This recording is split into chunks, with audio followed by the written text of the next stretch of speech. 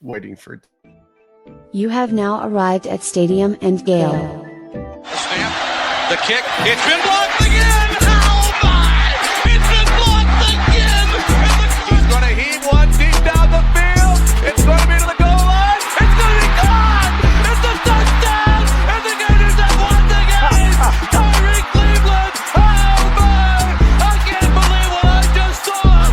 Dropping back to throw, pops and fires the ball over the middle. It's Dory! It's Dory! Got a touchdown! Dory's got a touchdown! Oh my! Dory's got a touchdown! Hands it off to Harvin. He comes back. Say goodbye. Ahmad Black, in his final game as a Gator, takes it all the way home and sends Urban out a winner. You have now arrived at Stadium and Gale.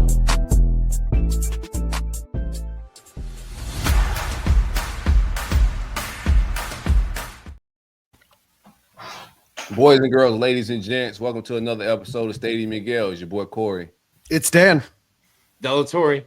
Your boy Jay Scar. What up, 2-5? Yes, sir.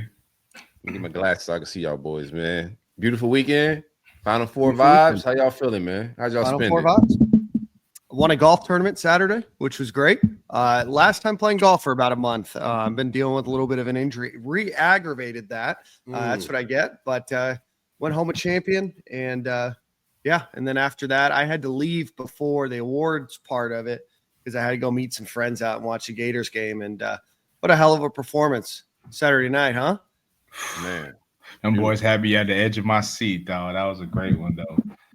I had my, hey, this is going to be a great season to look back on. It was a lot of fun, you know. It was bound to catch up to us at some point, but had those in the drafts ready to go. But obviously, some better things happen. Yes, sir. Yes, sir. Beautiful game, man. Resilient bunch. We'll talk some basketball, I'm sure. Everybody that's tuning in right now, hit like, subscribe. Go give us reviews on Apple Music, Spotify, all of those places, man. Show love. It don't cost nothing to show love. Nick, you get into anything special? You was at the game, right, Nick? No. I had No? so I call her my cousin. Her dad's my godfather. We grew up together. It was her wedding. Fun fact, if you get married at the White Room and you don't have a company that's setting up your event, they'll give you a half an hour for the event to set it up. So my cousin Nicole and her mom formed an LLC, Deutschman Designs, so they were afforded 2 hours to set up for our wedding. So family wedding. Forgot that Nicole went to Florida State, was marrying into a Georgia family. Oh, Me and the guy next to me are watching the game on my phone at the table while speeches are going on, and audibly reacted to Walter Clayton deciding, no, let's not try this contested bunny. Let me just run backwards and hit a turnaround three for the lead with a minute left. Reacted to the point that the speech stopped and they looked towards us and we were like, Florida's winning. Oh my gosh. We're like, Florida's winning. Shout out. So it's fine because they walked in. They're also Braves fans, and she was a Seminole fan. So they walked in to the chop, and that's when I remembered. I'm like, oh, we're surrounded. I'll be honest with you. I just don't know if there's a worse combo I can imagine. Yeah, it wasn't great, but you got people doing a fake tomahawk chalk and people barking at you. You know what I mean? You put me in a resort setting. We were down in Hutchinson Island. Put me in a resort setting where there's a pool. I got the baby in the pool. Just pool bar, drinks on deck. Was in bad shape by the time the wedding showed up. So I'd let you know that Florida was winning at the FSU Georgia wedding. You just gotta be careful with the drinks and the kid by the pool, man. Like this mom was there, grandpa was there, Okay. grandma was there. This wasn't a solo dad show. Okay, you yet to had be the given gang the with you. privileges I've yet to be given solo dad privileges, certainly around the pool. Yeah, no, I don't blame your wife. Don't blame your wife for that. Oh, man. No, Yeah, I didn't man. get into anything crazy this weekend, man. It definitely just spent time with the fam and then wrapping up spring break. So I had my nephew and my son over here watching basketball and kicking it all weekend. Nothing special, man. I ain't finna bore y'all with my life. Nothing special going on. I think I you have a will great be life, Corey. in San Antonio. Shout out to Florida Victorious, flying all three of us out. So it'll be my first flight. I'm trying to First get flight there. with I'm Frankie. excited. I got like 2 other Texas trips already lined up, so I don't want to like OD on Texas, but I'm very tempted with flying in this weekend. I was telling somebody 2 separate conversations. One, Max Garcia, if you're listening, sing the anthem. They asked Max Or come on the sing the podcast. national anthem. Or come on the podcast. Text Yeah. him right now. Do Okay. it live. Tell your story. Tell your story, and then you could do it in a The other one was somebody being like, "Man, it's so expensive," and I was like, "Just do it." How many times are you gonna see them in the Final Four? They're like, "Oh, Florida's always there." I go, this is the 6th time ever. Yeah. Ever. So like, No, yes, if you can make the trip out there. San Antonio is a pretty cool little city. You can fly into Austin, you can fly into Houston, you can drive over, maybe a little bit more affordable. You just never know, right? During the Mike White time, we thought these days would never be here. You know what I mean? So Mike enjoy made it it if to you an can. Elite 8. So when is Yeah, but he didn't make it to a Final Four. Yeah, but that's one game away. Yeah, but he didn't. That's the Can thing. we? When will we move on Never from like been. bashing Mike White? Like, let him. It's just easy, right? He So left. He left but if you can so make much it- money on the table to go to a That's- school that doesn't care about basketball. Nick, I know you guys loved Mike White. Your whole Mike. little media group Good loved guy. him, and I get it, right? He probably gave great interviews, gave you guys a bunch of access as a fan, didn't which cover I the am. basketball team when he was here. Yeah, anyway, so go check it out if you can. If I wasn't heading out of town next Tuesday to Sunday, I would definitely be there. If you can get out there, go support the boys in orange and blue. See, Nick, it's not just me. Not just me. No, I that know it's says not that. just you. I know it's not just you. Company policy, man. It's company But at policy. some point, we just like move on. Nah, man. I had to We're bear. going, I had we're to going, deal we're with it going while to he the was Final here. Four. We're going to the Final Four. Why are we bringing up a coach at Georgia who barely made the tournament? Because why not? Because we just said it doesn't happen very often, and we weren't sure if it was ever going to happen again. You know what I mean? The standards were lowered in the Blanco administration. Not in my world. That's funny. Yeah, boys, it's crazy. But overall, man, my weekend was pretty chill. I went up the road to Sarasota. Like Corey said, I ain't gonna bore y'all with my dad life, but I definitely managed to find time to watch that game. Kicked it with my big bro. It was his little daughter's birthday. We enjoyed the game. Was at the edge of our seats all night.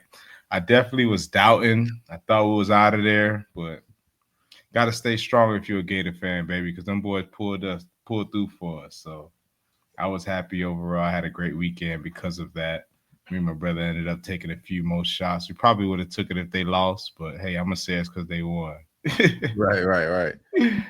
Yeah, we're gonna. That's what's great. Like, so being out, this is what I like. You know, the cigar bar that I had met you at that one time, Jordan. So Yeah. I was over there at that cigar bar, pretty chill bar.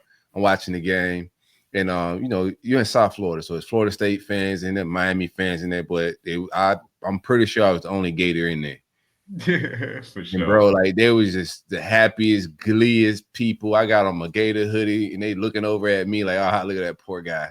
Right. Man, when Walt hit that 3, bro, I did a shimmy, a dance. Like Ray Lewis at the Super Bowl, bro. I went absolutely That's crazy in the crazy. people establishment, man. Big hype.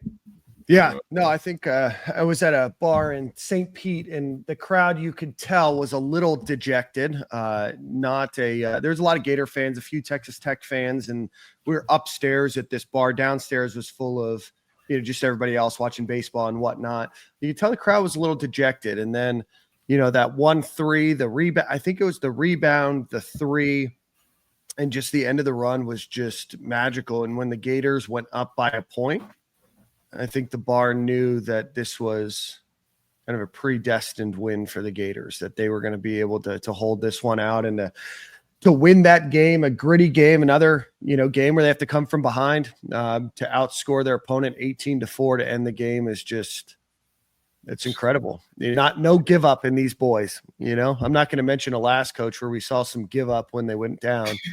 This team doesn't seem to want to give up, and they seem to play for each other. They play selflessly. While you're listening to this show, if you live in Jacksonville and you listen to 1010 XL with Ryan Green, you'll hear my interview with him that we recorded this morning. And that's the big message that I had was this team just doesn't give up, and they don't care who scores. They don't care who's got the game-winning shot, although it seems to be Walter Clayton all the time.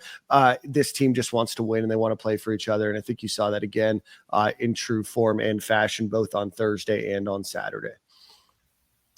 But we're going to talk a little bit about basketball here. We'll talk a bit more formality here in a second. Corey, why don't we get a Brunt ad read, and then we're going to have Eric Fawcett join us here shortly, but we're going to run over those games real quick. Already.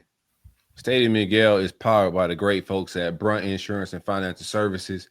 Anything you need insured from the Panhandle to the Keys or in the Southeast in general, hit my man Greg up, 954-589-2204, or you can visit bruntinsurance.com. Home insurance, auto insurance, life insurance, motorcycles, ATVs, anything with wheels, he can insure. Greg, what it do? Greg, what it do, baby? Before we get into the show, want to congratulate Kelly Ray Finley, the women's basketball coach whose team is playing in the WBIT semifinals against Minnesota this morning. She had a baby boy, Lakin, that was delivered at 5 a.m. Oh, wow. So congratulations to Kelly Ray Finley. He's been on the show, big supporter of our show, and that's certainly an awesome, piece of news for her and for her family. We're just pretty much like TMZ of podcast, bro. We sure are. All right. Well, with that, Eric Fawcett's waiting. I do want to give a quick rundown. The Gators obviously do advance to the Final Four in San Antonio with an 87-71 win over Maryland on Thursday. Tight game at the end of the first half. Gators dominate Maryland throughout the game, out rebounding them 42-20, and ultimately secure that victory, where they went on to play Texas Tech, who again trailing 75-66 with less than 3 minutes left in the game. 18-4 run to end it. Walter Clayton scored 13 of his 30 points in the final few minutes of the game. Thomas Houck got 20 points and 11 rebounds in an 84-79 victory. And with that, wearing some vintage Stadium and Gale merchandise, we welcome from the Florida basketball Eric Fawcett. Let's go. Drip on. Yeah, I was close to putting a little sticker over and getting Jordan and Nick over top. Ran out of time a little bit, but hopefully you can at least appreciate the retro stuff. And again, I know you took a long way to travel to get to me, so have to represent whatever I can. Already. All right, Eric, let's get into it. Gators back in their first Final Four in 17 years now. Give us the high level, man. 2 victories. The first one probably a little messy and a little closer than maybe Gator fans want, and obviously end up with a big victory. And then 3 minutes left in the game Saturday night. I think a lot of Gator fans had kind of assumed that this was going to be the end of their road. They fight back. Give us kind of the high level of this past week.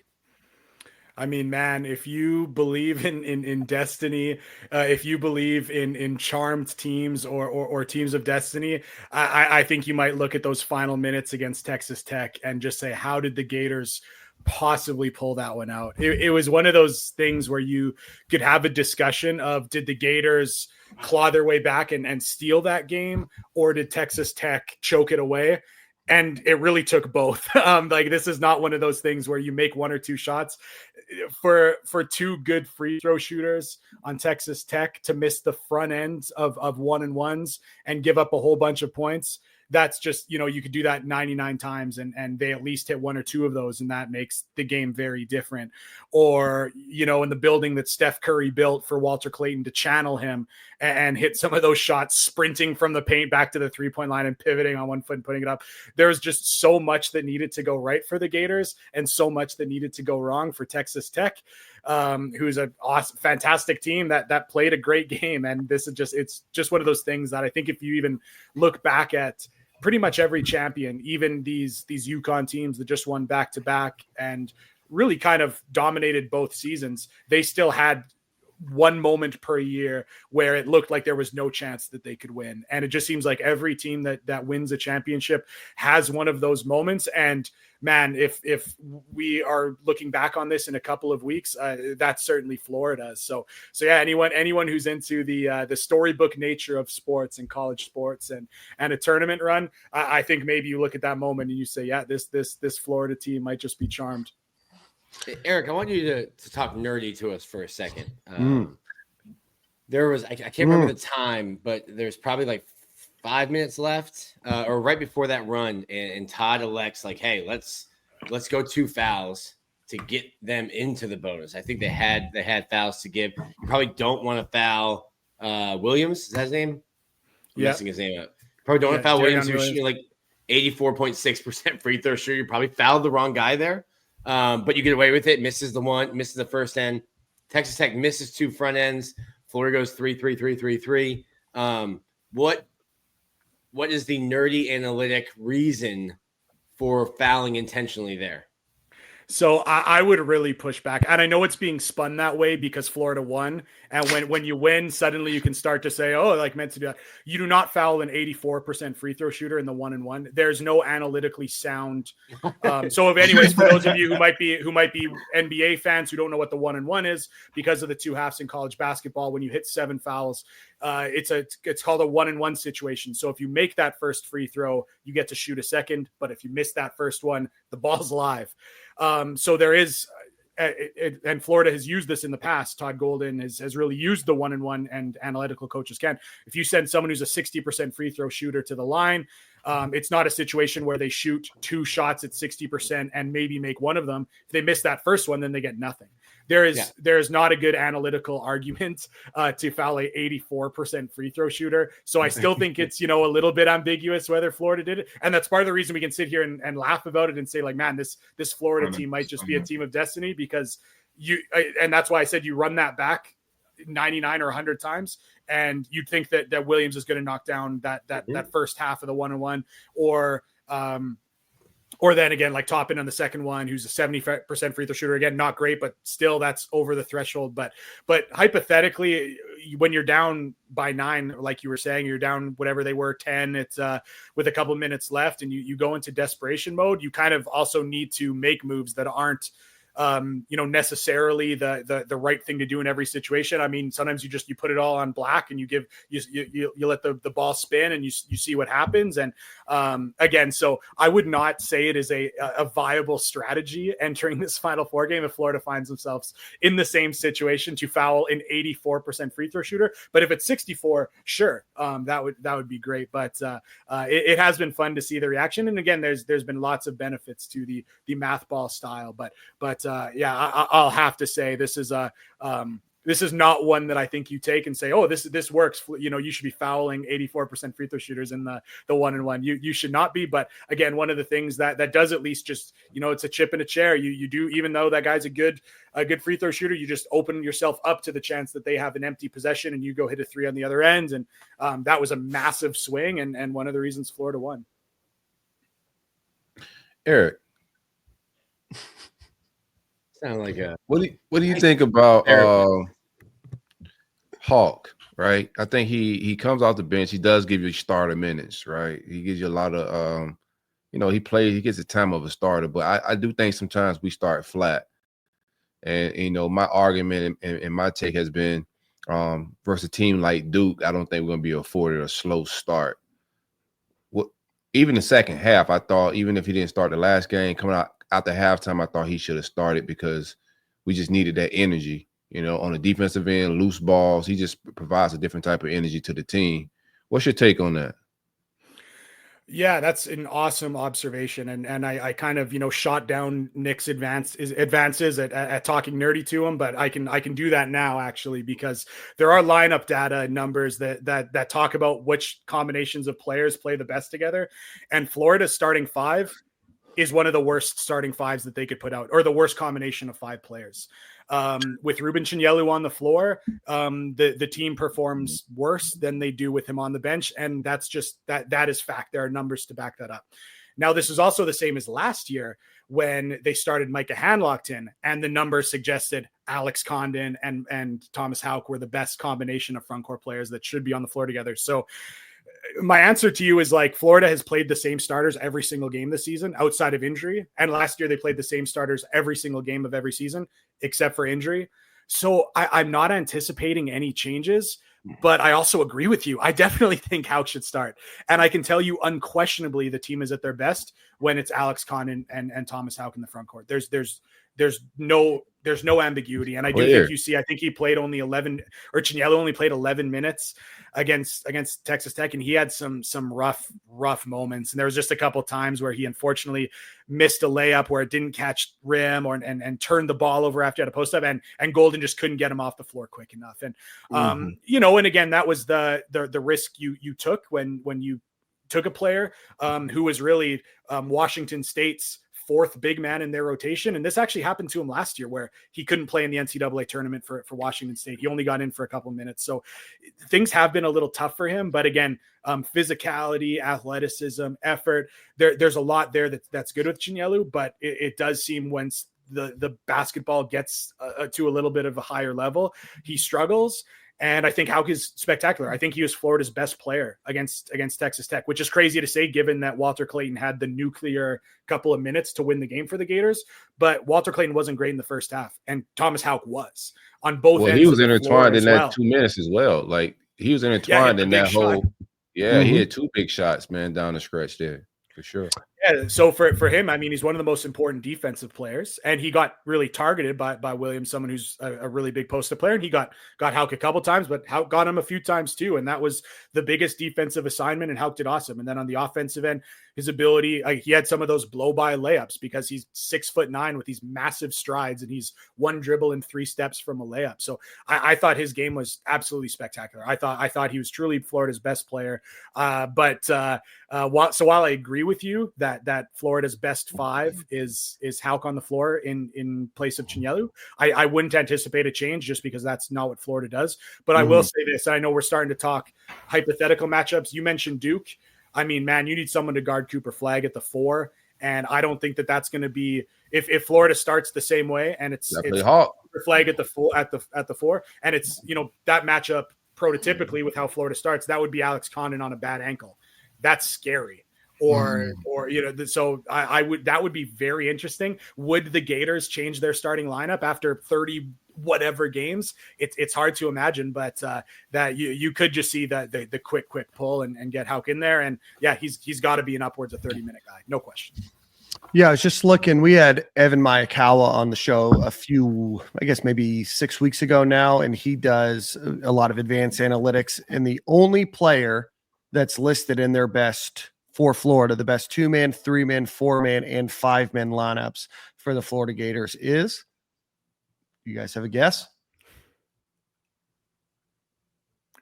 Active participants here. But like I said, all the numbers pointed to the same way. Oh yeah, I thought you said guys. I was over. Well, I thought you were doing Eric. We were all on the show. Yeah, we were all on the show. On the best 2, 3, 4, and 5-man rosters that the Gators could potentially put together, Thomas Houck is the only one listed on all 4 of those lineups. Yeah, and we're at the point where again, that's why I'm glad you looked up those numbers, because it doesn't take, you don't need to get too cute with it. Anything that evaluates player plus minus lineup data, 5-man, which is the best in my opinion. We're at the end of the season, all kinds of sample size. And again, it's not even just this year. You can even go back to last year when Florida was starting Micah Hanlockton, and the numbers were the same thing. When Houck is on the floor with Condon, things are at their best. Of course, they also had Tyree Samuel at the time, which was in there as well. But yeah, and which again just speaks to how incredible Hauck's career has just been in 2 years as someone who wasn't a particularly heralded recruit. And he's someone who was just Florida's best player in an Elite Eight game, and someone that Silk's already looking forward to a national championship game, and said like, "Hey, we need Hauck in the starting lineup and playing an important role." I did see a mock draft with him today at number 34. Bleacher Report, yeah. Yeah, that tournament bump is real for sure. But he's got the length, he's got the versatility. It's talking about next year's roster when the Gators are in a Final Four does seem just a little crazy to me. I know people on Twitter and some of the message boards want to already start talking portal and who's returning, whatever. I'm like, man, let's focus on this Final Four and let the figure things out later. But certainly interesting to see him and entering that high second round in mock drafts. And I think it just, again, speaks to the eyeballs that are now on this Florida team. It's interesting because I was talking to your podcast host, and he said he had talked to a scout in the NBA, and they think that his ball handling, he can play as a big guard at the next level. Obviously playing as a 4 here at Florida, but I think that kind of versatility, if he's viewed like that, to steal a line from Tim Tebow, I don't need all 32 teams to like me. I just need one. If there's one team in the NBA that thinks, hey, he could play a small 4, or he could be a big guard for us too. So that'll be interesting. But if you're enjoying this basketball run, there will be a lot of turnover in the offseason. Donate to Florida Victorious as we look to fund the 25-26 Florida Gators basketball team.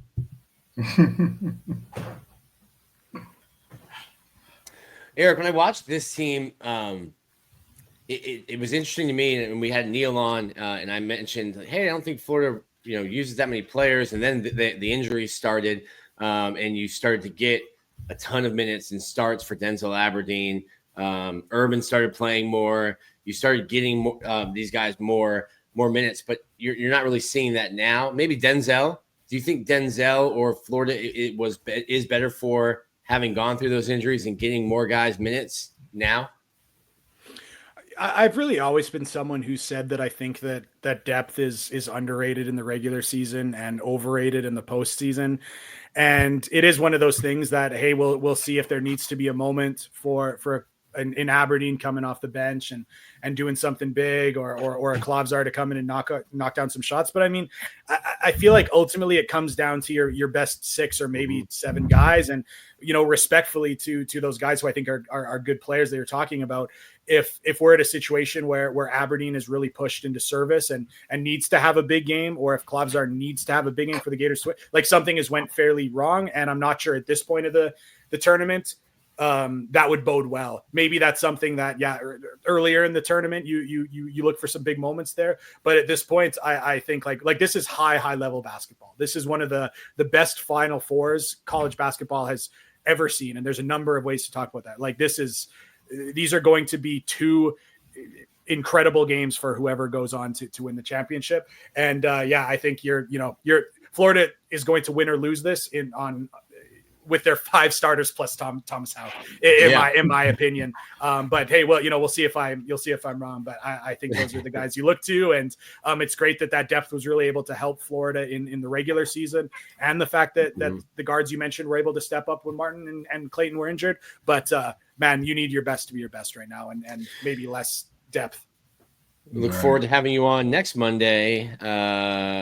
Right before it'll be national championship. So we have to push Tuesday. I was actually going to ask you guys. We'll do a pop-up show this weekend. We'll do a pop-up show this weekend after Denzel goes for 30 against Auburn. That's it. That was a programming note I was going to have to ask you guys about it, because if the Gators are in the national championship game, it'll be right during your normal recording time on Monday. So I was going to see what you guys what your plans might be if the Gators are in that one. How mad would TNT get if I was like live streaming from courtside press row? Just like turn the camera around, like, hey, by the way, you can just watch the game from courtside here. I see it be taken away pretty quickly. Yeah. Those Delatory Plus memes from several years ago would be bad. Yeah, they're back. Wow. I forgot about Delatory Plus. Yeah, shout out to Chris Zen for making that little deltoid plus. I put on the old Stadium and Gale shirt, and suddenly all the old references are back. That's right. What nostalgic. I think there's a lot to what you say. Like when you get to the postseason, I talk about in baseball a lot. People are like, why is this guy still hitting him? Like it's the NCAA tournament. You're going with your 9 guys.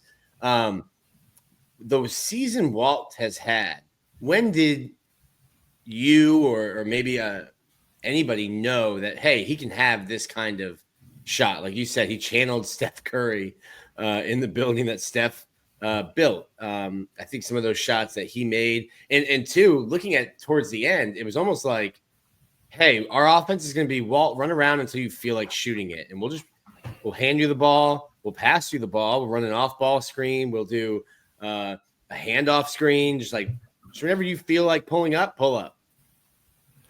Yeah, so I think for me, something that was almost a little lost just because it was a bitter game when the Gators lost to Colorado in the first round of the NCAA tournament last year. And the final score is 102-100 for Colorado. But it was really a game that Colorado was absolutely controlling by multiple possessions. And Walter Clayton went absolutely insane in the last couple of minutes to just give the Gators a chance. And it was one of those things that if Florida was able to pull out that game, Walter Clayton is already a March hero. So I already look back to like that game and his heroics there.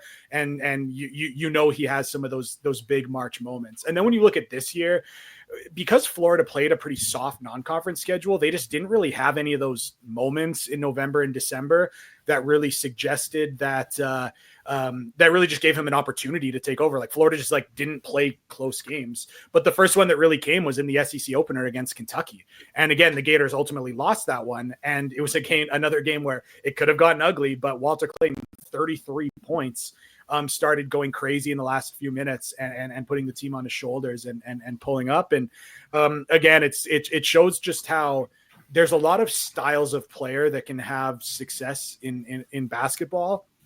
But when you have someone that can shoot off the dribble from range, you're always going to have moments like this. And again, there is some, I don't want to say holes to Walter Clayton's offensive game, but he's not someone who's going to cross you up, take it into the paint, take contact and finish for an and one. Not really as much his game. And there's a lot of advantages to having downhill guards like that. But even a player who does that, they're not going to bring you back when you're down 10 to Colorado or when you're down 10 to Texas Tech and bring you back in. Like you need these kinds of shots. And that's why even in college basketball circles, there's a lot of people that talk about who's going to be this year's Kemba candidate. For those of you who might remember Kemba Walker with a legendary crossover, broke a guy's ankles, hit a huge shot. Like cardiac Kemba made it happen. And now everyone always talks about who's going to be this year's Kemba candidate. And I think that it's not even so much like who's going to be the hero, but who has that ability to cross someone up and hit a shot from range. Like that is I feel like a style you need in March when the game is going to get cranked up from a physicality and defensive intensity standpoint. Good luck getting to the rim and finishing, and good luck getting a call because the ref is swallowing his whistle in that moment. So the guys that really rely on that style of play, it's going to be harder for them to operate versus if you can hit on a step back from 30 feet, that's always going to be there for you. And and that is something where I think I even wrote at Gator Country 6 weeks ago or something, mentioning that I was like, Florida has the perfect guard for March, and we saw it against Texas Tech. Eric, What is go ahead. Do you think Condon's he's just not playing? Do you think it's just the ankle, or is it a little bit of confidence as well? Like, what do you think his struggles are right now? I think it's got to be the ankle. Just because I look at his game both this year and last year, and one of the things about him is it has been consistency. He is someone who's not a boom or bust guy. He's just rock solid from a defensive standpoint, rock solid with the way he runs in transition and gets under the rim and finishes strong. And it's pretty easy to see the lack of confidence he seems to have the moment he gets airborne or the moment he gets the ball near the rim and doesn't really want to elevate in traffic. It's playing body language doctor a little bit, but just given his track record in college where he has been very consistent. And again, looking at the film where as soon as he starts, pivoting, especially on that ankle. It's looking pretty tender and looks like he's not confident making the same kind of cuts, leaping in traffic. So for someone who has been really Florida's second best player on a lot of nights this season, that is something that I do think is going to be somewhat of a concern, particularly against an Auburn team that is built kind of, well, I'll say kind of like Florida, just in the front court more in the sense that they play a lot of size and really play through the interior. This is going to be a game where his particularly defense is going to be challenged. And you hope here that this week off is really big. And again, I forget if we talked about it on the podcast, but of course I don't need to tell the story. Everyone's heard it a million times at this point. He was Australian rules football player who transitioned to basketball fairly late, but I think it was kind of, which again, it's a story that's been played out so much, but when he rolled his ankle for the first time, he mentioned he had never rolled his ankle before in his life. And I was like, if there's something that truly confirms this guy has just only recently started playing basketball, that was it right there. The fact that a guy could be 20 years old rolling his ankle for the first time in his life. But at the same time, I heard that story. And I mean, I laugh at it for the reason I just mentioned to you, but also I'm like, oh, he's only rolled his ankle once. This is not a familiar feeling to him. And it seems like he is, the way that he doesn't yet trust it is maybe of someone who has never experienced this before. And I totally understand it for someone whose game is so much running in transition and finishing in traffic. Yeah. Having a tender ankle is not a good feeling. Buddy, I was a menace on the 8-foot rims in middle school. An absolute menace. You're going to roll your ankle when you're playing above the rim, like I did at the mean streets of St. Gregory. Great Catholic school. About, man. I see a lot of familiarity between Nick's game and Alex Condon's game. I want to ask you a quick 100%. question. Basically the same people. No, no doubt. I believe you 100%. G'day. I want to ask you, we were talking a little bit about defense and defensive efficiency. We didn't see much of Urban Klavjar. I don't want to call him Urban because that's how you say it. We didn't see much of him. We didn't see him against Texas Tech. Kind of talked a little bit about it when I was watching the game Thursday. Kind of time to shrink the roster a little bit as you get to these final games. Is it just the defensive part of his game, or is it just, hey, the Gators have to go with who they know the most right now and just rely on those guys? Yeah, the thing with Klavzar is he's someone who's, of course, undersized, and he's someone that in his whole career has been a primary ball handler, someone who has the rock a ton, is playing out of ball screens, is finding teammates coming off pins. So the problem with that from a bench player standpoint is like, you know, what's he going to do coming into the game? If you play that style and take the ball out of Walter Clayton's hands? No. Yeah. Like, are you going to take the ball out of Condon's hands? No. Are you going to take the ball out of how? So it's hard for that player archetype that is a true point guard, a ball dominant guy, to come in on a team that starts Will Richard, Elijah Martin, and Walter Clayton. So that's one thing where I just don't feel the fit is great. And that's where Aberdeen has been someone who at least can come in and guard multiple positions. And that's how he's kind of worked as a complementary player, can knock down shots off the catch. And so I do think offensively the fit is pretty clunky for Klavzar, unfortunately. And even when he has been out there next to Walter Clayton, it's not the best way to get the best out of Klavzar, who's at his best when he's running a bunch of ball screens, which Florida is not going to be like, well, our 8th guy's in the game, let's start focusing our offense around him. It's just not how it works when you have Walter Clayton on the team. And then, of course, the other side of it is like, well, if he's not going to be a super offensive weapon, well, he is going to be somewhat of a liability on the other end because he's not athletic, he's not quick, and he's 5'11". So it's something that I never felt totally like the fit was great, and I do think he's a better player than he has shown. But when you look at Florida's rotation, there's just not a particular spot you feel great for him in, and it does kind of make sense for Aberdeen to be your one guard off the bench, which is all Florida really needs. If you've got your 3 starters on the perimeter that are all going to play 30 plus minutes. It makes sense for Aberdeen to be out there, a guard with a little bit more length. And it's tough for Klavzar, but that's again, probably going down the conversation, what Florida's roster will look like next year, where they will certainly need some guard replacements. But right now I don't see him factoring in, but he's also, if something does happen, which again, I told Nick earlier, I was like, if we're talking about Aberdeen and Klopsar performances against Auburn. It probably means the game didn't go super well. But again, I know I mentioned on the last show, Klopsar is someone who has a ton of professional experience in a really good league in Spain. I mean, not a guy that's going to be rattled if he does get called upon. But I not anticipating him playing a big role here. Eric, you are an adopted Gator fan. You picked us. What has this season been like? You've covered Florida for a long time. What has this season been like? And I think, I've told people this, you kind of lose your fandom when you're covering them and you're trying to be analytical and you're trying to be fair.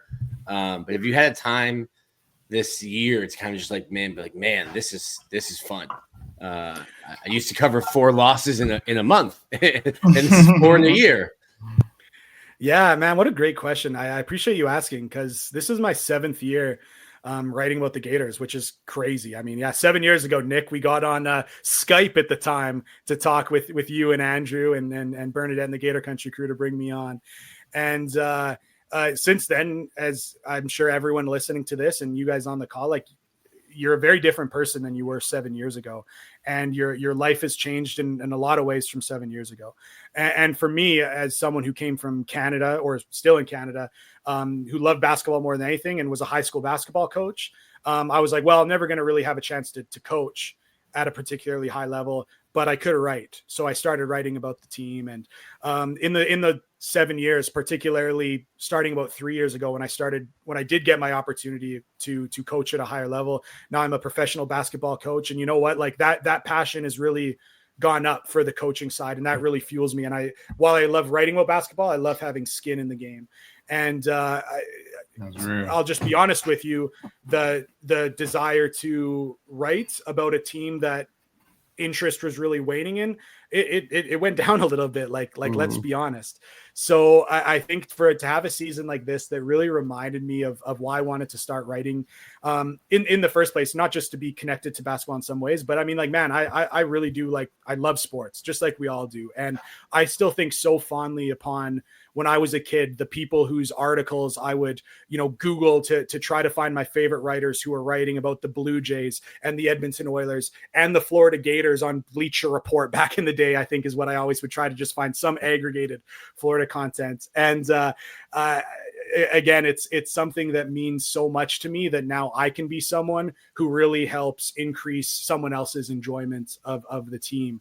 And I do think that has been illuminated even more with basketball, where a lot of people in the Florida world that might be might be football fans first, that are now trying to get a deeper level of basketball analysis. And the fact that I can be that for people and bring them a kind of deeper enjoyment. And I think that's just like the biggest compliment that I get from people is when they say your analysis has helped me enjoy Gators basketball more, or enjoy college basketball more, or even people that say, oh, I was watching the NBA and I saw something you guys talked about, and because I could recognize, oh, that's a Spain ball screen, I suddenly enjoyed it a lot more. Like, that does mean so much to me. So yeah, I'll be honest. I have been really refreshed by this year in a way that, I obviously wasn't expecting. It's, writing and covering the team did become probably somewhat of a job at some point, but to have conversations like this and to have people that are genuinely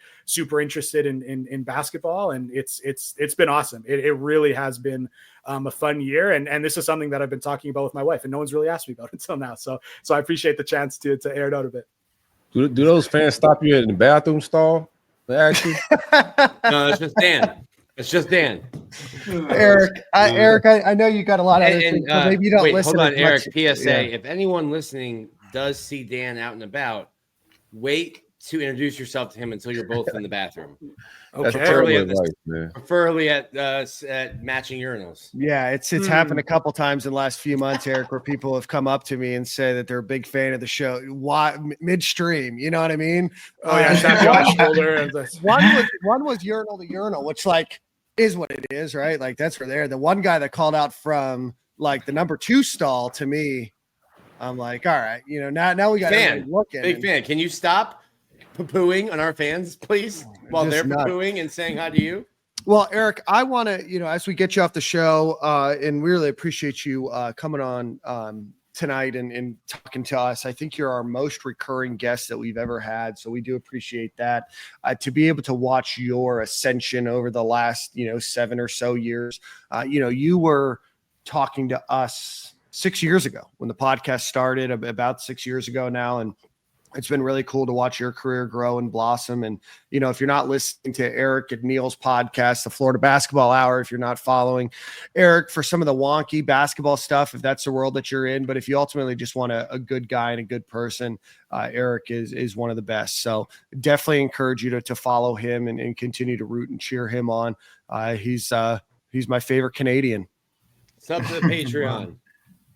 I appreciate it. I appreciate it so much. I know I joked about it the last time I was on, but I know you guys kind of like would have me on sometimes to kind of just, check the box that you were we had to talking a little bit about basketball. And I understood that. And that was going to be the other answer to your question, Nick, about what it was like to cover some of those teams and versus this one. And again, as someone who just wants to see people engage with engage with sports in a way that makes their life better and brings them joy. I mean, it's been awesome to have a team that's not only winning, but playing a style that people really like and is fun to watch and has a bunch of personalities that people love. So it has been good. And framing it in the way of like the 6 years of this show, having me on, we've seen so much change. There's been a lot of iterations. Look at your shirt.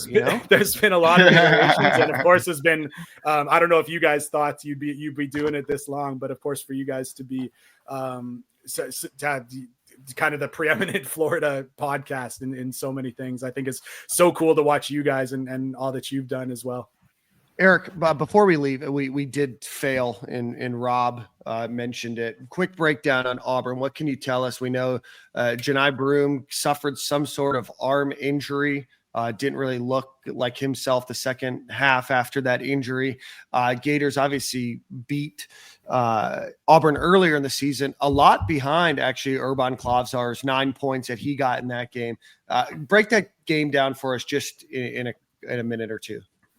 Yeah, that was crazy because Auburn was on I believe a 14-game winning streak. They were absolutely rolling everyone in college basketball. And for Florida to come in and win that game decisively was just an absolute, warning shot to everyone else in college basketball, what was coming from the Gators.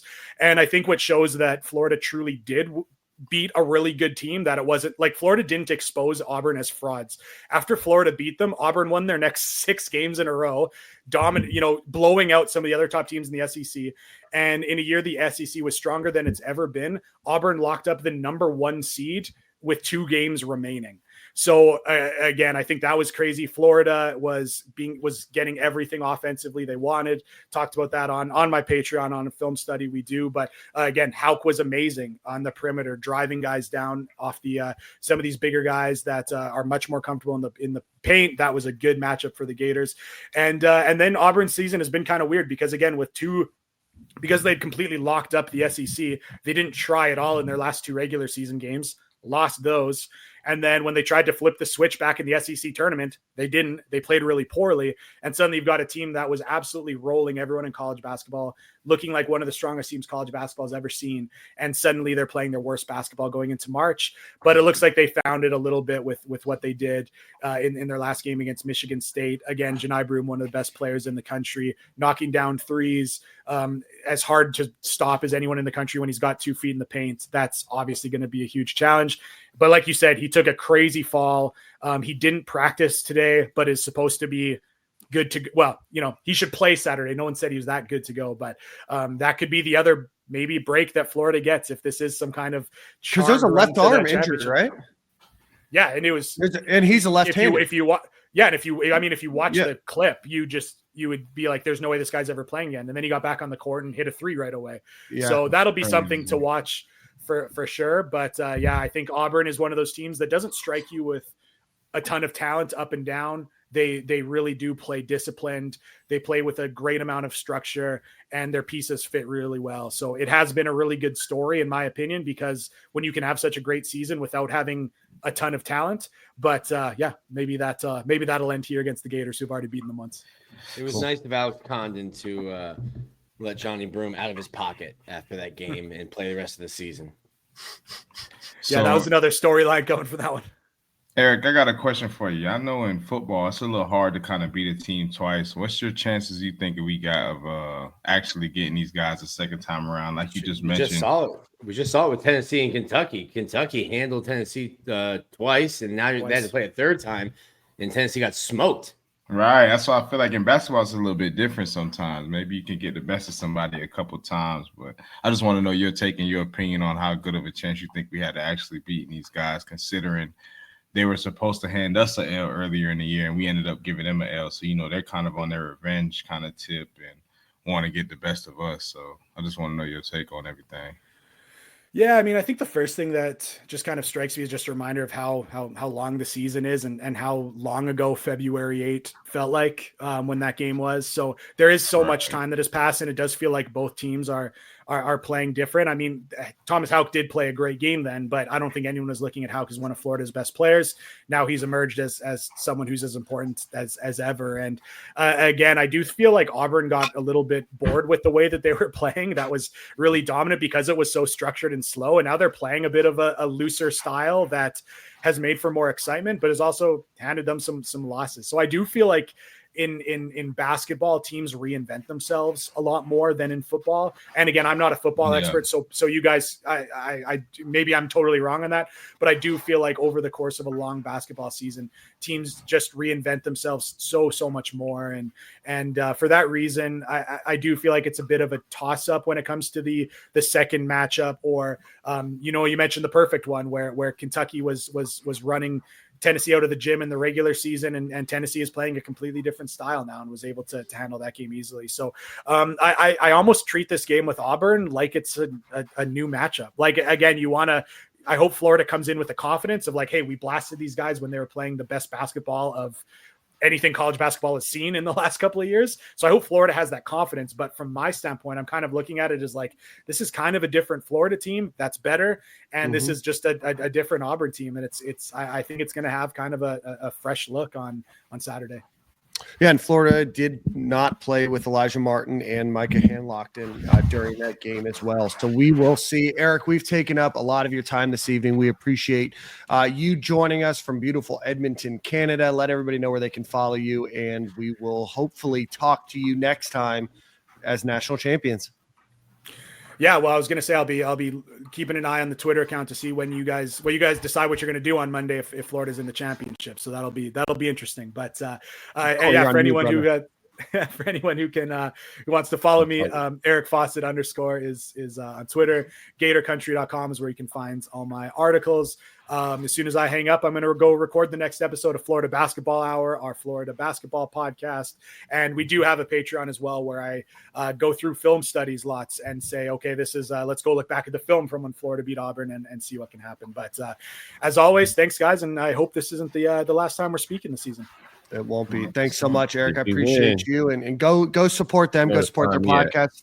I tell everybody that I'm a basketball front runner, but I still listen to that one each and every week. So thanks so much, Eric. We'll talk to you soon, my friend. All right. Bye. All right, guys, let's wrap this segment up. One quick ad read, though, for our friends over at Alumni Hall. Go visit alumnihall.com or go visit them in Gainesville on Archer Road. Anything that you want. They've got Final Four apparel.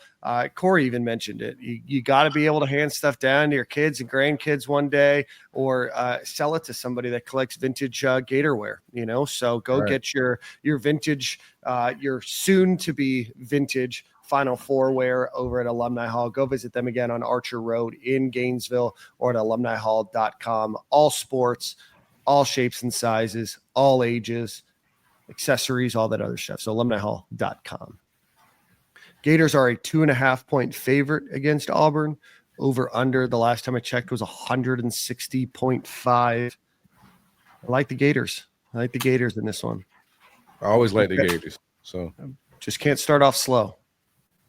I think we're fine. I think we can start slow. I don't want to start slow. We need a complete game. We haven't played a complete game yet. So I think if we get a complete game, I'll feel better going into the finals if we beat Auburn, if I get a complete game. But I'm not scared of starting slow versus Auburn. Don't want to, but I feel good in that matchup. They did it before. Do it again. That's good. I'm a little scared, but I'm ready to go to war with my boys. There you go. Oh man, I'm Jordan's always gonna nervous, go bro. sit down on his couch ready for war. I'm here for you, baby. Yeah, It's like that mean. I'm doing my part. You know, right? Homemade, doing my old part, fashioned. too. I'll be screaming at the TV. What else you want from me, brother? Shout out to the timing gods. Old fashioned and eye black. I've got Right, an event. let's go. I've got an event Saturday evening. I was a little worried about watching this game. It starts after the game starts. So shout out to CBS or who's ever planning this event. I appreciate that. Right, they knew what was going on. They knew Dan had to go see two friends at the Cuban Club in Ybor City Saturday night. Some of the things, Corey, that Dan has to do just seem awesome. Yeah, Had to go golfing twice this week. It's just vibes. I gotta go to this, man. I don't. Had to be on the boat it's all just day my burden. Thursday. It's just They're gonna make me drink a couple old fashions. I really don't want to, man. Like, had to polish off a 12 of Nooners on the boat today during Thursday. It's just my cross. Somebody's got to drink these. This 12 you know pack, what? man. It's my cross to bear. We love that you carry the cross You know, so strongly. your shoulders are heavy. Shoulders are heavy, but somebody's got to do it. If not, then who? Yeah. You know? Remember, every time you're pointing a finger at somebody else to do it, there's three pointing back at you. And sometimes Give 'em you a slow just clap. Give 'em a slow clap, bro. you have to do it. All right, guys, let's talk a little bit. Let's switch. So any final discussions on basketball? I feel like we got our basketball segment kind of cleared up there. I'm excited. If you have any, we will be doing an event. I think we should have Florida Victorious. We should have if you're there, it's going to be free for members. And then we'll have a cover fee if you're not a member at the door, but we will be doing an event. Not officially announced yet. I think we'll have that tomorrow for you, Tuesday. Today, if you're listening to this after the fact, after the live show, at a real cool spot. But if you have Riverwalk recommendations, they have to be baby friendly because the baby will be with me along with the wife. Nick, the entire Riverwalk is baby and family friendly. I'll be honest with you. Yeah. It's pretty wholesome, man. Yeah, it's a very wholesome place. It's right across from the Alamo. If you're looking the opposite direction, you'll walk right past Alamo. It's just not as big Small? as I thought, you know. I think a lot got destroyed, you know. Shout out to Davey Crockett and the gang. Listen, I remember it. For fighting the fight, but you know, I thought it was gonna, I'm not gonna lie, Corey. I thought it was gonna be bigger when I saw it. What's wrong with you, man? What is wrong with you, man? I thought it was gonna be bigger. I thought it was They lost, man. You know, but shout out to the Alamo. Real quick, Rob. Yes, he is committing, but he is a Miami kid. So disregard whatever time. Disregard whatever time he said. I've got the live stream running next to this one.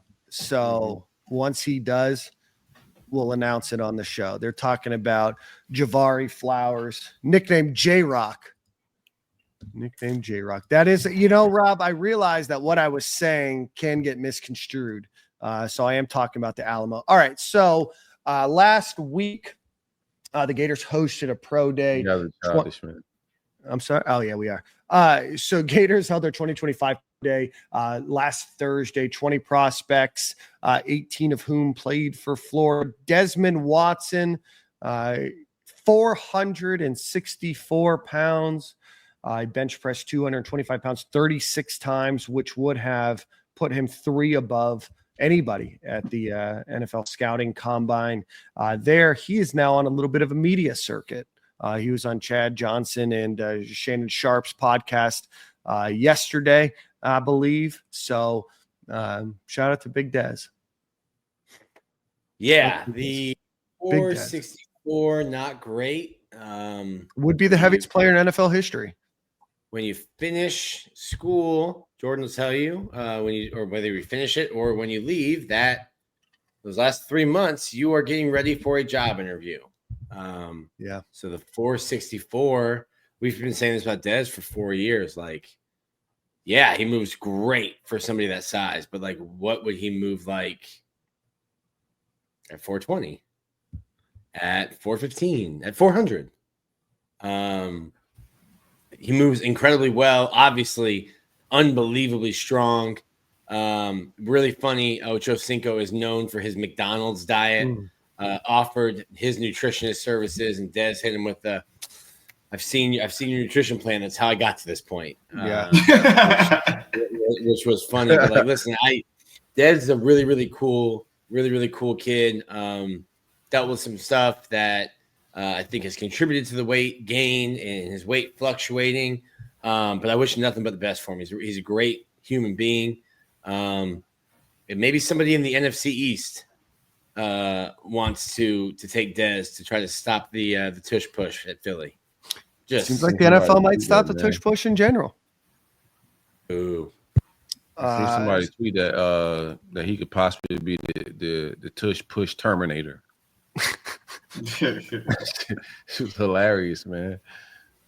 No, that's a good look for Big Des, though, man. I think he's a good kid. So to get that type of attention from that type of platform, I think is dope. Didn't run the greatest, lift good. How fast? He's a minivan. Like, how fast you think he's gonna run a 40? 5.93. Nearly as fast as Xavier Restrepo. Just a step or two behind. That was pretty impressive for his size. I mean, obviously it's slow, yes, but that's a lot. Hey, Jordan, Corey, Nick, you too. I know you were doing more 60s.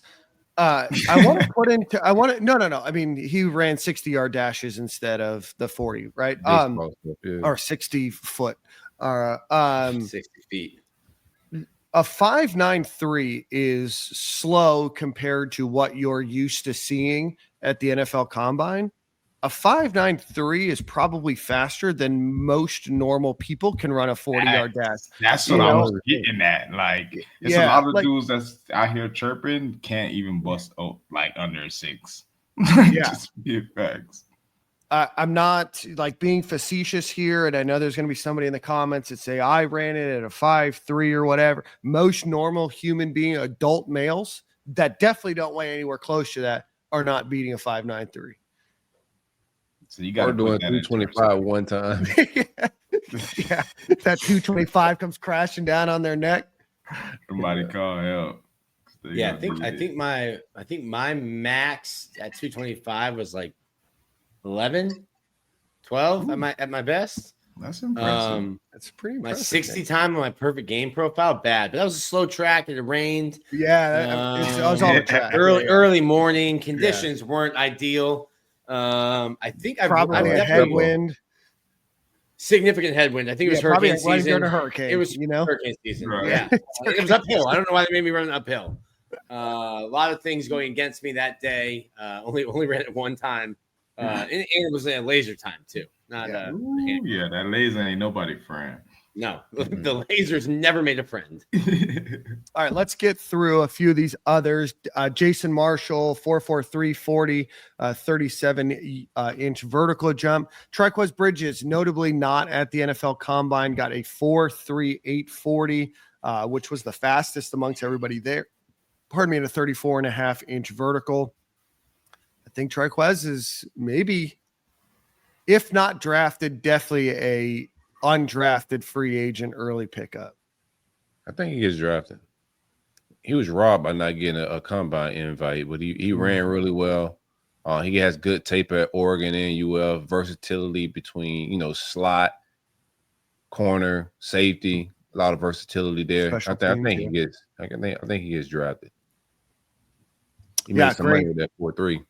Great performance by him. RJ Moten, 4.48 40, 36.6-inch vertical. Jamarcus Weston, 28 bench presses and a 4.59 40. Again, a guy that could be a special teams guy. Derek Wingo, 24 bench presses, 4.78 40, 33-inch vertical jump. Joey Slackman, this one's interesting. 27 bench press, 26.5-inch vertical, but said that teams are looking at him potentially for offensive line rather than defensive line. So he did not think some offensive line drills as well. Like when they do field drills, he did both defensive line and offensive line drills. I talked with him. Was that slow? I talked with him. I wonder if you have anything. Your experience might have been different too, Jordan. Was your pro day? They didn't even have the IPF yet, did they? Yeah, we did. Okay, bro. well, not as long as Max Garcia, but like Max Garcia was back. And so he took last year off. He had a couple, he was going through some personal stuff. Took last year off, turned down a couple Nick, I got to interrupt you here. Guys. Yeah. Got to interrupt. We have a commitment announcement from Javari Flowers to the University of Florida. We told everybody we'd break it down on the show as it happened in real time. Bang, bang. Javari J. Rock Flowers has announced his commitment to the University of Florida. He is a 4-star cornerback out of Northwestern High School down in Miami. I had to bring my Northwestern colors, bro. You see me? Yeah. Florida. Florida notably beat out Notre Dame and the University of Miami for his commitment. Ranked as a top 100 player on the 247 composite, 82nd overall, the number 12 cornerback in the country and the number 12 player in the country. So the Gators do get Javari Flowers to add to their 2026, recruiting class. Let's get it, baby. Another baby Gator on the team. I love it. No, that's a really good get. Already loaded DB room. This DB class now is probably one of the best on paper. This is no games being played, but just what we acquired is pretty impressive. Down the stretch, they flip Drake Studs from Miami. They flip Lagonza Haywood from Texas. Onis from Tennessee. They keep Ben Hanks, and now they bring Flowers on. That's a very impressive class. Flowers is a 10-400 meter guy, state champion on track, state champion on the football field. So he comes from a winning program.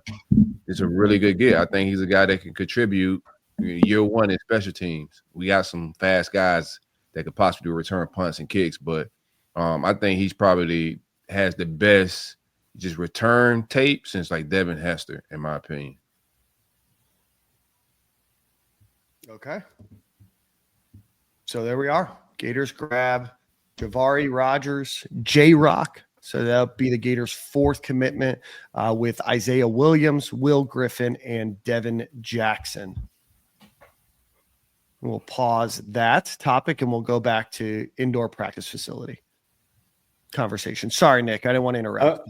I was talking to Max Garcia, and because he was going through some pro day stuff, and he was like, yeah, we had to do it out there. I remember one year we were in the swamp and it was raining, and I'm like, bro, this is the most important job interview you're ever going to have in your life. And we're out here trying to make guys run 40s in the rain.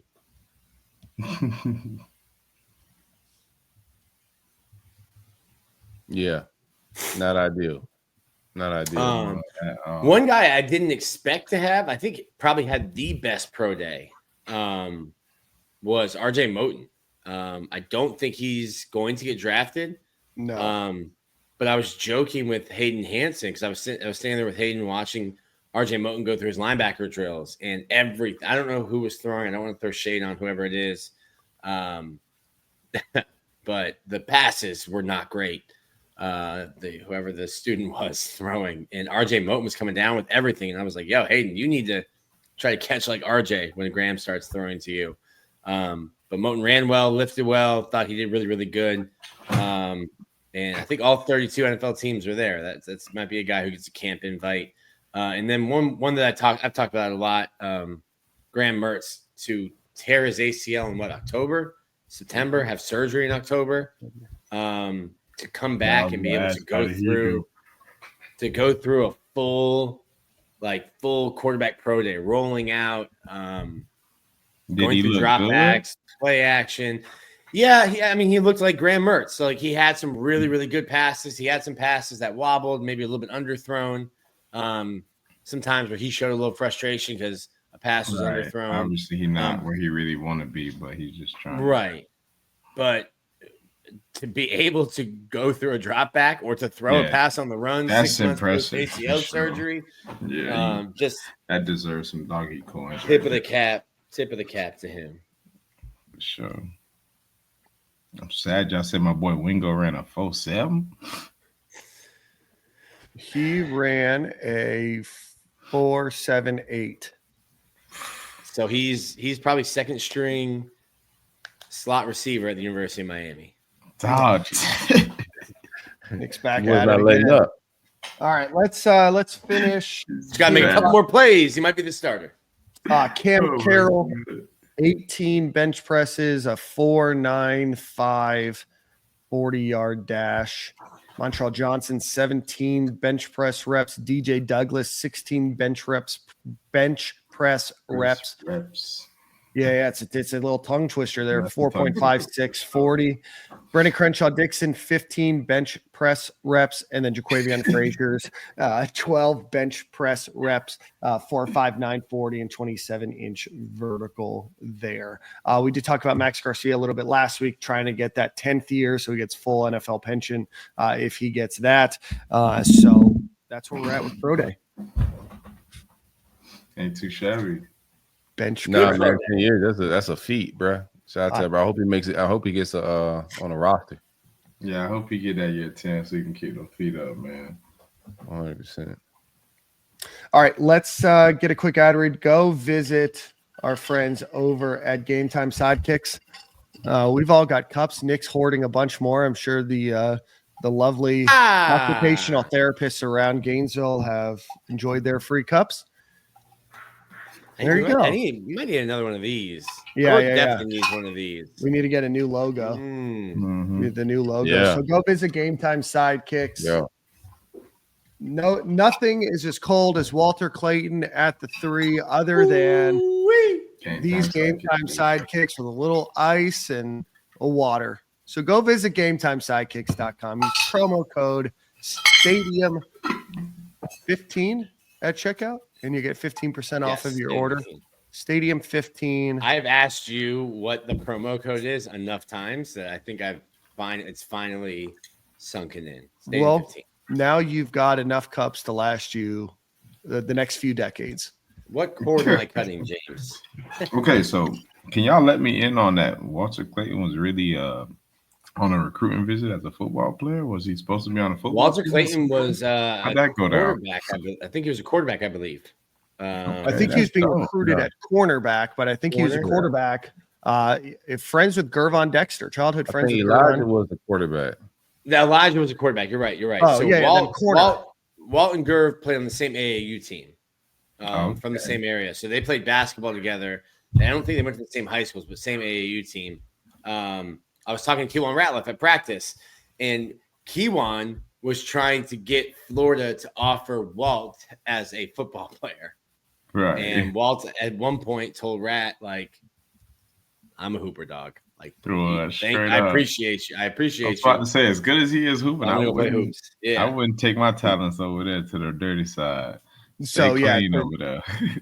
They started at Lake Wales High School, and then Walter Clayton transferred to Bartow High School. But they're again same age ish. Grew up friends with one another. Has a great visit of him in a Florida Gators orange jersey with Big G as well. So that's still a gamble, though, Jordan. Like, because I mean, 50-something people make an NFL roster. So if you're just going off of just how hard it is to make it to the NBA, like you got to be betting on yourself to go play. Definitely, you got Florida offer as a DB.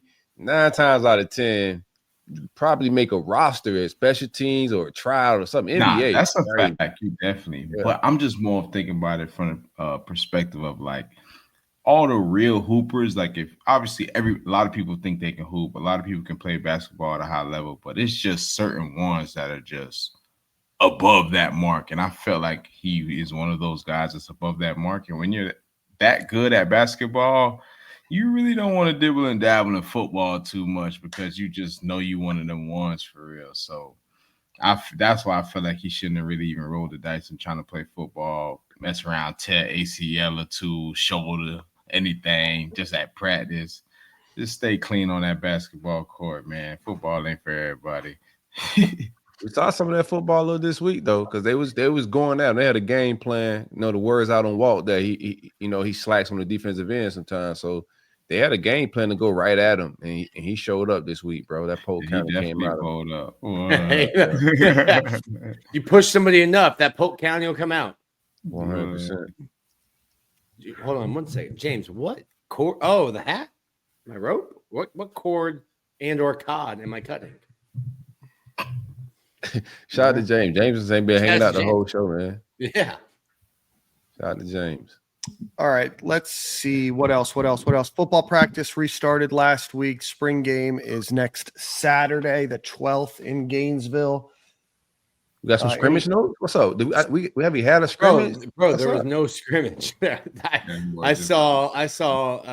got so many questions, but hey, why are there no scrimmage? Why is there no scrimmage notes? I'm like, that's because there's no scrimmage. Also, it's a good reason not to have them, though. Your boy will be sitting up in the press box during scrimmage. So check out Florida Victorious for scrimmage notes. When is the scrimmage? Live scrimmage notes tomorrow. So you can go to FloridaVictorious.com. It's getting chippy tomorrow. That's gonna be they were only doing one scrimmage before the orange and blue game, which makes sense. If you've been at like some schools are getting rid of their spring game completely. Florida is down like 4 or 5 defensive backs. You got a bunch of guys in black jerseys. It looks like the Arkansas game. There's so many black jerseys at some of these practices. I was talking with one player, and they were like, "Yeah, I don't know that we'd be able to do 2 full scrimmages and then a spring game." I'm like, "Yeah, it's just like it doesn't." Somebody leaving out that scrimmage hurt. I ain't trying to say who it Stop is. that. I'm just being real. I ain't never been to get a scrimmage and nobody ain't getting I hurt. like that. We are. Just over here. Can you grab some? Can you knock on some wood, please? I already did. I did. But I'm just calling a spade a spade. In my years of playing, ain't nobody ever been through a scrimmage and then the motherfucker ain't been in the training room before it was done. So sorry for the family show, but boys, I hate to break it to you. People get injured in football. Come on, man. It happens, but I'm glad they're only doing one scrimmage. Hopefully they keep the spring game nice and clean as well. They take care of each other. Nobody don't try to be a spring game hero. You know, you always got those guys who never going to see the field in all their years of playing at UF. So they out there in front of the fans. They want to pop out and show. So hopefully them boys just protect each other, man. Got to go to war with each other. We're not against each other for real. So I'll tell you though, I've seen tempers flare, and I like it. I love it too. I love the chippiness, but no cheat shots, like no low blows. Like, come on, let's keep it good, fellas. It's interesting because there's been times, and Billy has mentioned this publicly in the past, and a good football coach wants to see that, but there's also like a level that you don't cross. Like once you start getting penalized for stuff, you start being like, listen, I need to show you that I'm more man than you in practice. So I'm going to punch your helmet with my hand, and you get ejected from a game. You lose 15 yards. Like, okay, now you were more important. You showing that you were tougher than whoever you were mad at was more important than the team. So I think there's like that's the line. Too.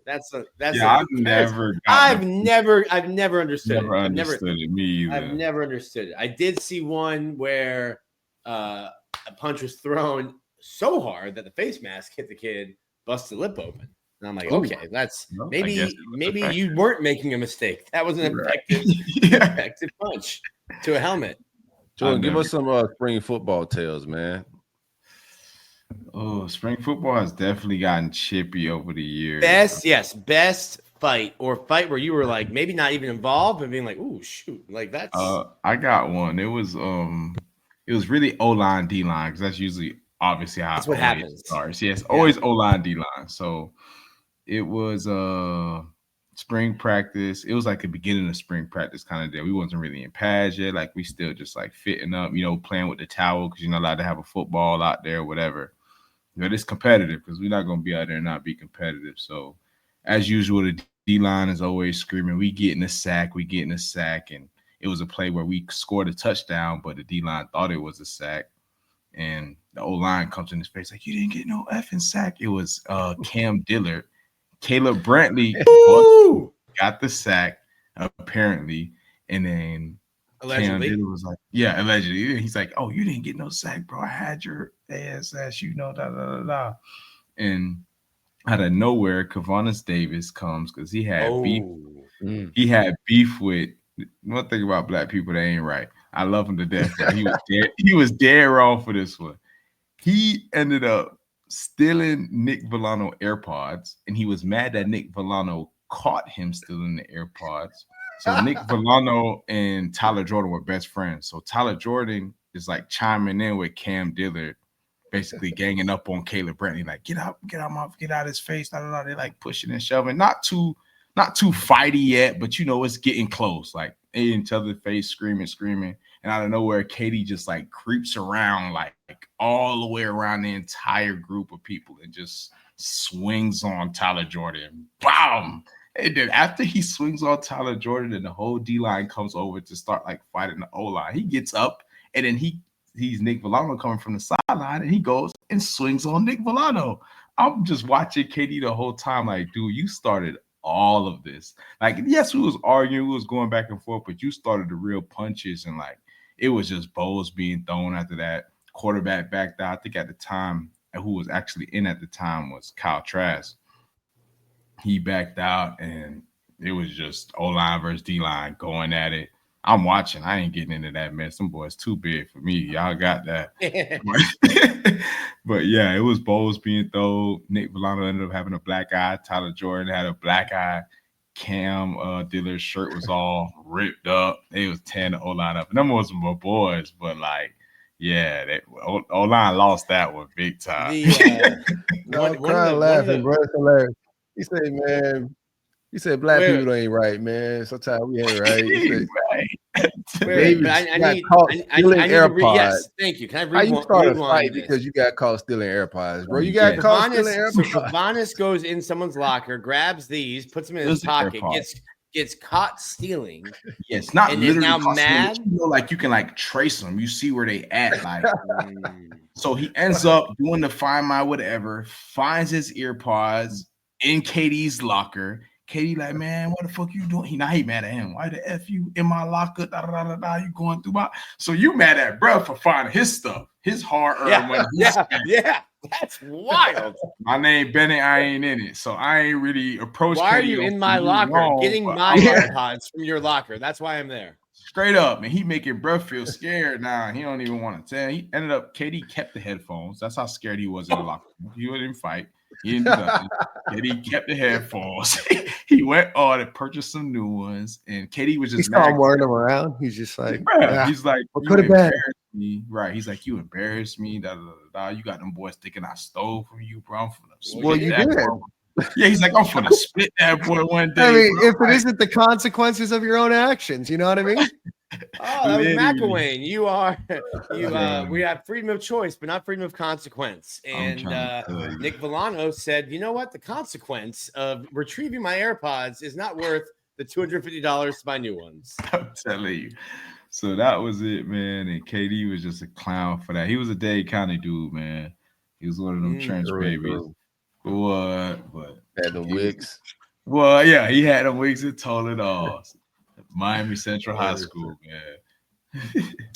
What was the so I saw it was just their spring games as their early enrollees, and I said Kyle Trask is better. I was trash trained from that first spring. What was it like in practice? I don't think Trask had like the leadership and the vocalness, and maybe that's what held him back in the coach's eyes. But Kyle Trask, quarterback wise, throwing the football, was the best quarterback you guys had on the team. Definitely. Earlier. And you can see it. Obviously, Kyle was going with the twos at the time. So he had a second O-line, second receivers, which wasn't a bad group of receivers. Like we had depth at receiver. So he would always go down. Like when we would do 2-minute offense, like ones and twos and threes that take turns on 2 minute different scenarios. Kyle always put the ball in the end zone. His game was never off. I think that's what it definitely was. He wasn't a vocal guy. He wasn't as like out there as Felipe versus Felipe. Even if he didn't score, just the way that he was going about the drive and the way he was leading the team down the field, it looked like that's who you wanted your starter to be. Like he would rally the guys up versus Kyle. Everybody knew their job for real, so he didn't have to rally anybody up or even act like he was rallying people up. He just would go in there and do what he's supposed to do, and that's cool. He rallied in the end zone. What were we doing? I'm trying to tell you, it was my pay grade on who should have started, but see how that went. Anyway, scrimmage tomorrow, I believe. Napier talks to the media tomorrow, and we will talk to Ryan O'Hara. Nice. And Jonathan DeCoster, I believe, on Wednesday now. They moved it up because a lot of people are moving. A lot of people are media are leaving Thursday to go to San Antonio for basketball. Oh, that's very nice of them. That's very nice of them. Good stuff. So we'll have a little bit of breakdown about that next week. Obviously, go join Florida Victorious, and you get the live action scrimmage updates and all the other stuff that Nick and his team post over at the Florida Victorious message board and website. So go visit them. We appreciate everybody for watching. Any final topics before we get out of here? I don't know, but to answer this question, nobody snitched on Will Greer. He pissed in a cup and it was dirty. That was that. I mean, just like story how many people does the NCAA test when they come? They don't test the whole team. They tested like 15, 20 guys. Yeah, straight up. So apparently, let's talk about Will Greer next. What you said? Let's do a segment like that, man. Let's talk about do some old stories, and we'll bring up scenarios, and you can tell us, from your perspective, what the hell was going on. We won't get dirty or nothing but it was a lot of news going on. Definitely. Some best question that we always ask, a silk original. Well, first off, James, it's an actual rope. But best question we always ask: who had the best hands on the team during your 3 years in the locker room?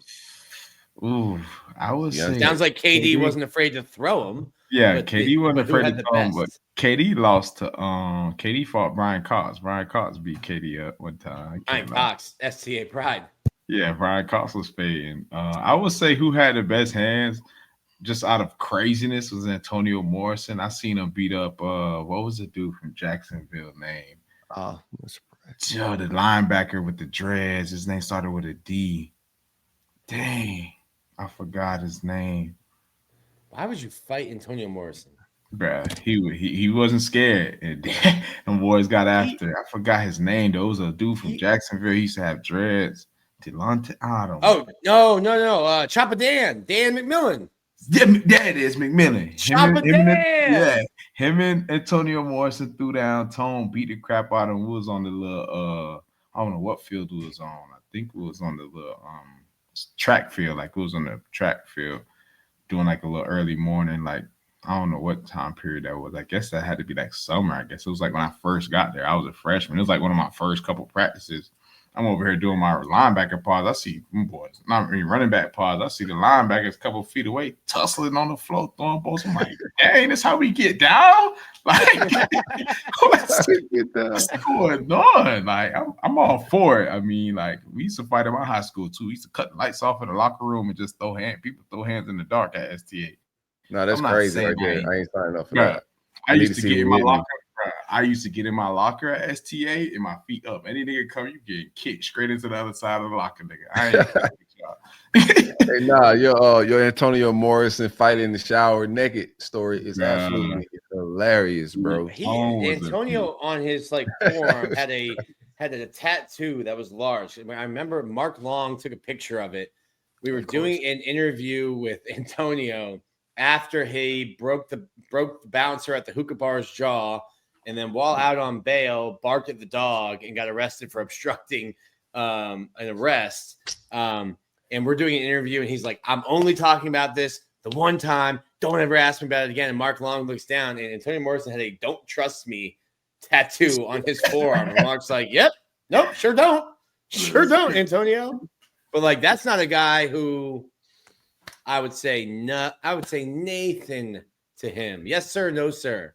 Mm-hmm. And make sure the tone was correct in saying that as well. For real. Mark Long, always finding the interesting stories to talk about. Your buddy. Fan favorite. He's still upset that Jim McElwain didn't shake his villain arc True. started when James McElwain ignored his handshake at the It Gainesville airport. It did. That was It's incredible. That was wild. That was wild. Listen, like I love Mac. I did not go to that because I did not trust that the UAA would make the head coach available. They wanted to make it a big publicity thing. Look at all the media that's here. The cheerleaders are here. Football players are here. I was like, bro, I'm not driving 30 minutes to the airport to watch a coach get off a private jet. No, thank you. Yeah.